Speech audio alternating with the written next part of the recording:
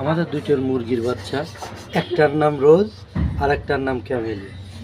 যেটা একটু কটা সেটা হচ্ছে যে ক্যামেলিয়া, আর যেটা একটু লাল কটা সেটা হচ্ছে রোজ।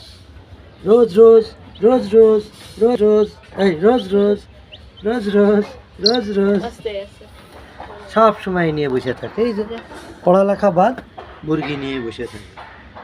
আর এই যে আর একজন আমাদের, সে খাওয়া দাওয়া নিয়ে ব্যস্ত। মুরগি আসলো, আসলো, তারা খাওয়া দাওয়া নিয়ে ব্যস্ত। তোমার মুরগি কোনটা পছন্দ, কটাটা না লালটা? খাওয়া দাওয়া যাই হোক, খাওয়া দাওয়া যাই হোক, মুরগি তাদের লাগবে, মুরগি ছাড়া হবে না। সব সময় ক্লাস 10-এ পড়ে, তাও মুরগির বাচ্চা লাগবে। সে পরীক্ষা দেবে আগামী বছর, 9 থেকে নতুন উঠলো, তাও তার মুরগির বাচ্চা দাও। মুরগির বাচ্চা সেরকমের।